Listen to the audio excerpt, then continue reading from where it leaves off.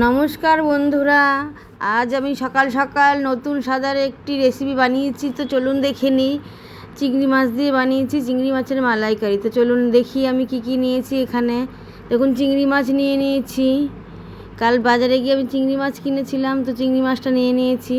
তো এখানে দেখুন সাদা সর্ষে, কালো সর্ষে, পোস্ত নিয়ে নিয়েছি, গোটা গরম মশলা, নুন, হলুদ, লঙ্কার গুঁড়ো, জিরের গুঁড়ো নিয়ে নিয়েছি, ছাই মশলা, আর একটা নারকেল নিয়ে নিয়েছি ভেঙে, ঘি, আর আমি এখানে রিফাইন তেল নিয়ে নিয়েছি। রিফাইন তেল দিয়ে আমি করব।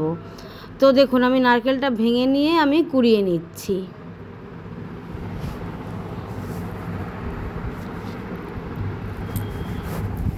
দেখুন মালাইকারি তো ম্যাক্সিমাম সবাই বানিয়ে খেতেই পারে, ম্যাক্সিমাম লোকই জানে, কোনো ব্যাপারই না এটা করা। কিন্তু একটা নতুন স্বাদের নিত্য নতুনভাবে করছি, এটা দেখুন। আমি সর্ষেটাকে ভিজিয়ে রেখেছিলাম, এখানে তিন রকমের নিয়ে নিয়েছি। একটা সাদা সর্ষে, একটা কালো সর্ষে, আর নিয়ে নিয়েছি অল্প পরিমাণে পোস্ত। তিন চামচ নিয়ে নিয়েছি, তিনটে। তো দেখুন আমি এটা বেটে নিচ্ছি, পাঠায় শিলনোড়ায় বেটে নিচ্ছি।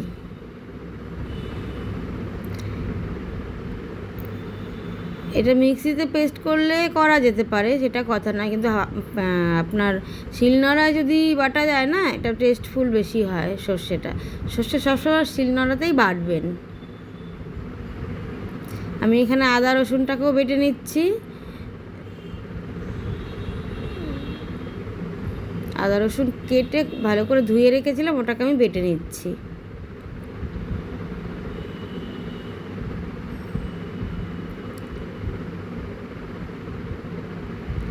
বন্ধুরা ভালো করে দেখবেন, আর ভালো লাগলে আমার পেজটায় ফলো করবেন, শেয়ার করবেন।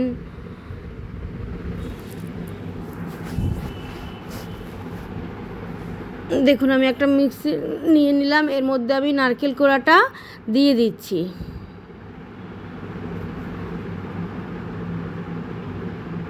এটা আমি পেস্ট করে নেব।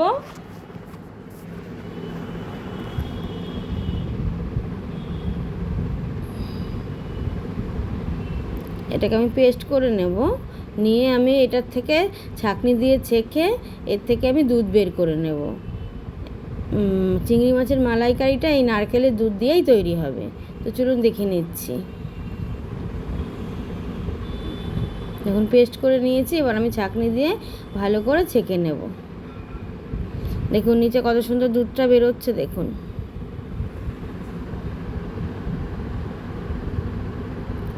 এইভাবে চামচ দিয়ে চেপে চেপে দুধটা বের করে নিতে হবে।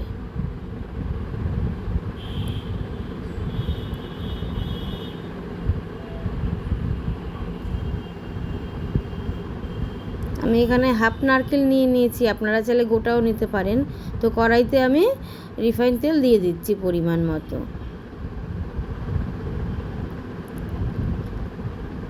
এখানে চিংড়ি মাছগুলোকে আমি ছাড়িয়ে ধুয়ে রেখেছি ভালো করে, আর আমি নুন হলুদ দিয়ে ভালো করে মেখে নিচ্ছি।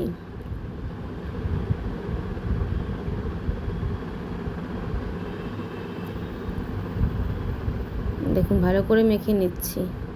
বন্ধুরা এইভাবে করে খেয়ে দেখবেন, চিংড়ি মাছের টেস্ট পুরো বদলে যায়। দেখুন তেলটা আমার গরম হয়ে গেছে, এবার আমি মাছগুলোকে ছেড়ে দেব। মাছগুলোকে আমি ভেজে নেব। মাছগুলোকে কিন্তু কড়া করে ভাজবেন না, হালকা একটা লালচে ভাব আসলেই মাছটা নামিয়ে নেবেন। কেননা মালাইকারিতে কখনো কড়া করে ভাজতে নেই মাছ, তাহলে টেস্টটা নষ্ট হয়ে যায়। মাছটা হয়ে যায় ছাবা ছাবা বেশি ভাজলে। তো বেশি ভাজতে নেই। অনেকে কাঁচাই খায়, তো আমি কাঁচা খাই না, আমি একটু হালকা ভেজে নিই। দেখুন এইভাবে ভেজে নেবেন।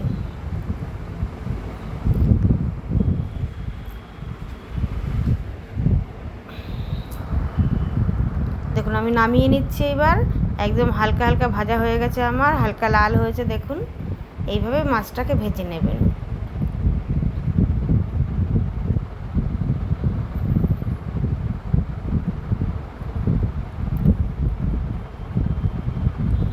ওই তেলেই আমি, দেখুন তেল আমি আর বেশি নিলাম না, কারণ চিংড়ি মাছের মালাইকারিতে খুব একটা বেশি তেল লাগে না, কারণ নারকেলের যে দুধটা আমি দেব ওতেই আমার তেলটা বেশি বেরিয়ে যায়। দেখুন আমি গোটা গরম মশলা ওই তেলেই দিয়ে দিলাম। তেলটা ভালো করে নাড়িয়ে নেব।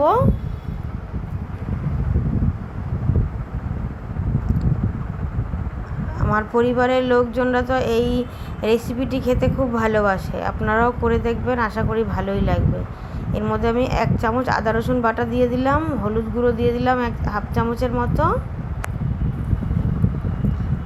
অল্প পরিমাণে নুন দিয়ে দিলাম স্বাদ অনুসারে, লঙ্কার গুঁড়ো দিয়ে দিলাম অল্প, কাশ্মীরি মির্চা দিলাম, এবার লঙ্কার গুঁড়ো দিলাম 1/2 চামচ, আর দিয়ে দিলাম একটু জিরে বাটা।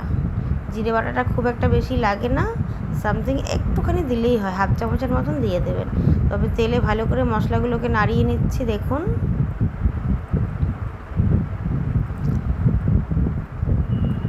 এর মধ্যে পেঁয়াজও খাওয়া যায়, তবে আমি আজকে আর পেঁয়াজটা নেইনি।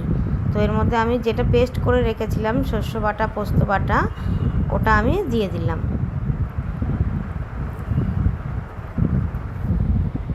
এবার আমি ভালো করে মশলার সঙ্গে মিশিয়ে নেব, আর হালকা আছে ভালো করে আমি কষাতে থাকবো, কেননা কাঁচা মশলার গন্ধ যাতে না ছাড়ে। কাঁচা মশলার গন্ধ ছাড়লে সেই রান্না কখনো সুস্বাদু হতে পারে না, তাই না বন্ধুরা? আমি হালকা আছে আস্তে আস্তে আস্তে করে নাড়িয়ে নাড়িয়ে আমি মশলাগুলোকে কষিয়ে নেব। তো এখানে আমি একদমই কিন্তু জল দেব না। আমি এখানে মশলাটা কষে গেলে আমি এখানে দিয়ে দেবো চিংড়ি মাছগুলো। এই রান্নায় জল লাগে না। দেখুন আমি মাছ দিয়ে মশলাগুলোকে ভালো করে কষিয়ে নিচ্ছি। মোটামুটি দেখুন কষে গেছে আমার মাছটা, দেখুন তেল ছেড়ে দিয়েছে, কষে গেছে। এবার আমি এর মধ্যে দিয়ে দেবো ওই নারকেলের দুধটা, যেটা আমি বানিয়ে রেখেছিলাম। দেখুন সুস্বাদু একটা জিনিস, এটা আমি দিয়ে দিলাম কষার মধ্যে।